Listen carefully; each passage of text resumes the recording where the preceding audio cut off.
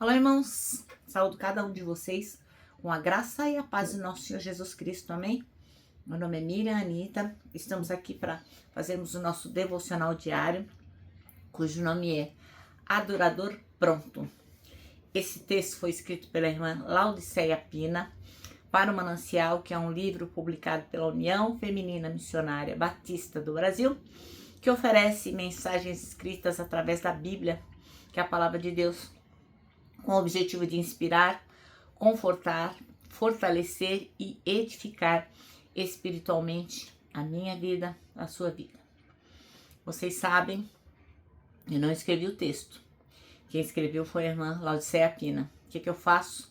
Leio com os irmãos e conto aquilo que eu entendi, tá bom? Então, o que eu falo é fruto daquilo que eu compreendo. A gente ora, a gente presta atenção no que lê, na palavra, e aí eu digo para vocês aquilo que eu entendi, tá bom? Vamos ler hoje João 4, eu vou ler o versículo 1 até o 24, que é a história da mulher samaritana. Então, eu vou pedir para os irmãos já deixar a sua Bíblia aberta para me acompanhar. Então, é João 4, tá bom?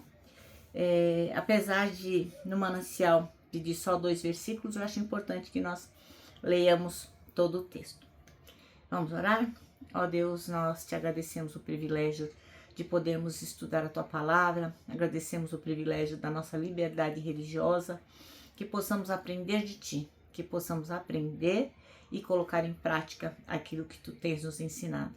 É em teu nome, Jesus Cristo, que oramos. Amém.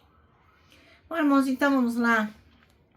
Vamos ler João 4, do versículo 1 até o 24. Vai falar da mulher de Samaria. Diz assim, ó. E quando o Senhor entendeu que os fariseus tinham ouvido que Jesus fazia e batizava mais discípulos do que João, ainda que Jesus mesmo não batizava, mas os seus discípulos, deixou a Judeia e foi outra vez para Galileia. E era-lhe necessário passar por Samaria. Foi, pois, a uma cidade de Samaria chamada Sicar, junto da idade de Jacó, a idade que Jacó tinha dado a seu filho José. Estava ali a fonte de Jacó. Jesus, pois, cansado do caminho, assentou-se assim junto da fonte. E era isso a quase a hora sexta. Veio uma mulher de Samaria tirar água, e disse-lhe Jesus: dá-me de beber, porque os seus discípulos tinham ido à cidade comprar comida. Disse-lhe, pois, a mulher samaritana: como, sendo tu judeu, me pedes de beber a mim, que sou mulher samaritana? Porque os judeus não se comunicam com os samaritanos.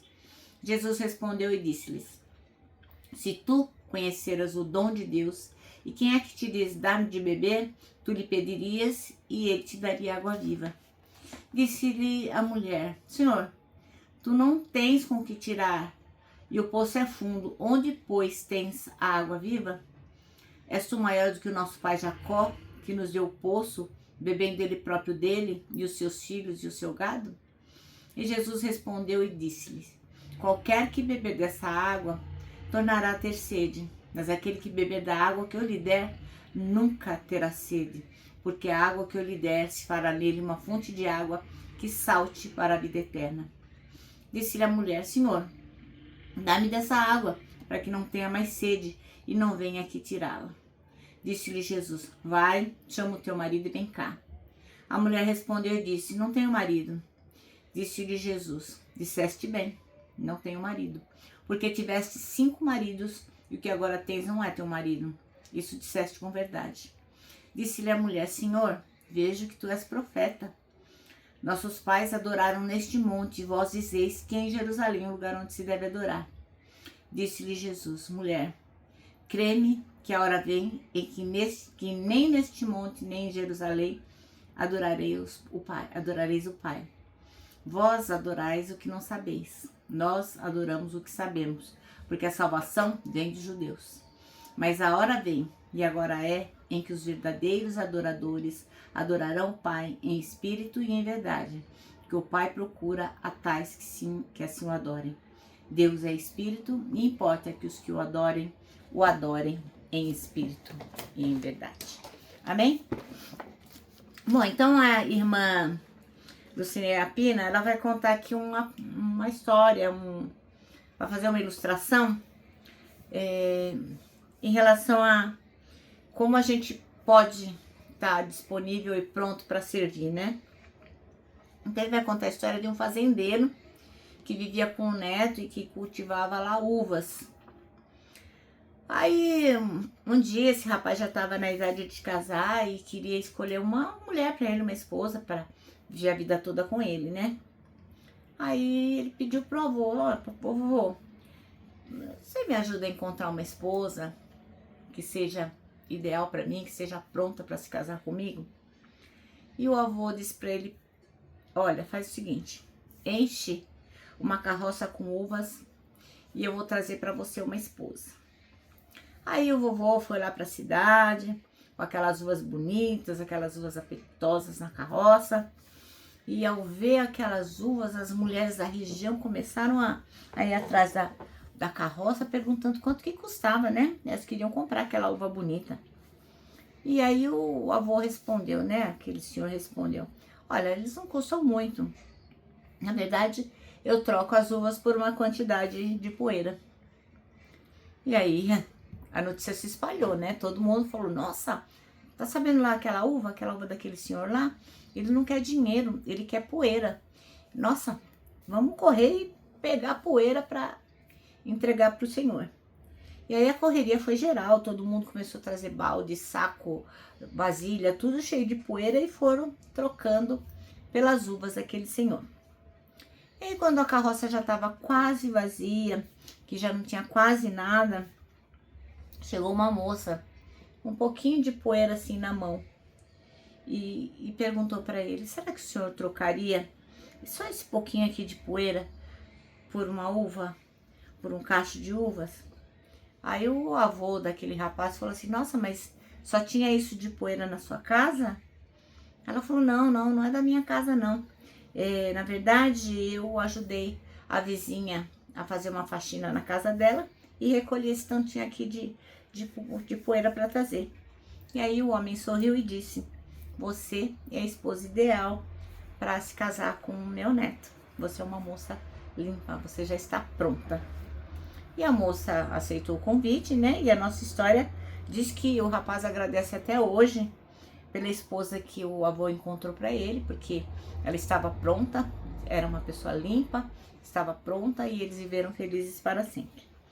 Então ela faz uma metáfora, uma analogia, usando essa metáfora, essa ilustração, dizendo que Deus quer encontrar pessoas apropriadas para servi-lo. Assim como aquele avô procurou uma esposa apropriada para o neto, Deus também procura em nós pessoas apropriadas para servi-lo. Porque Ele quer pessoas de coração limpo. Então a mensagem que a gente acabou de ler, o texto que a gente acabou de ler, faz declarações muito profundas, né? Muito profundas. E como diz aqui o versículo 24, que foi escolhido pela irmã Laodiceia, que diz que Deus é espírito e é necessário que seus adoradores o adorem em espírito e em verdade. Ora, então qual é a mensagem central do que a gente acabou de ler? É que a verdadeira adoração não depende de um lugar físico, de uma igreja específica, de um ritual, de uma tradição, nada disso. A verdadeira adoração, ela exige de nós uma conexão sincera e espiritual com Deus.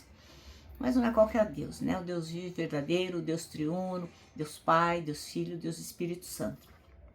Aí Jesus estava conversando com a mulher samaritana, e quando ele disse isso, né, dessa conexão necessária, ele rompe com a ideia de que só se podia adorar em Jerusalém ou lá no monte onde os samaritanos adoravam. Jesus revela que Deus procura adoradores que o adorem com o coração, com sinceridade, com base na verdade revelada. Então a gente não adora Deus só cantando, só orando, a gente adora a Deus com a vida, com as escolhas que faz, servindo. Nós adoramos a Deus em todo o tempo.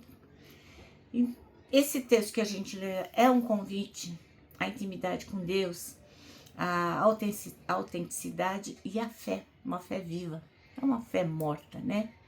A adoração, segundo Jesus Cristo, deve ser uma expressão do nosso espírito guiado pela verdade, não apenas uma formalidade ou uma emoção passageira. Então, irmãos e irmãs, se queremos ser adoradores prontos, temos que ser pessoas realmente que adoremos ao Senhor com todo o nosso ser e com o coração realmente limpo. Bom, o nosso manancial termina assim, ó. A verdadeira adoração parte de um coração humilde e agradecido. Agora eu vou terminar deixando aqui meu abraço diário de urso, ó. Lembrando que para nós que sabemos que temos que ser adoradores e já estamos prontos para adorar, para nós o abraço dá super mega certo. Lembra também do nosso versículo para estudarmos, para aprendermos nesse ano, que está em Salmo 25:12, que diz: quem é o homem que teme ao Senhor? Ele o instruirá no caminho que deve seguir. E agora eu me despeço, né, com a frase do ano, que foi escrita por A.W. Tozer, que diz: tudo está errado até que Deus venha e conserte as coisas. E para terminar, eu quero pedir para os irmãos, se você acha conveniente, compartilhe esse nosso devocional para que outras pessoas possam aprender como ser um verdadeiro adorador.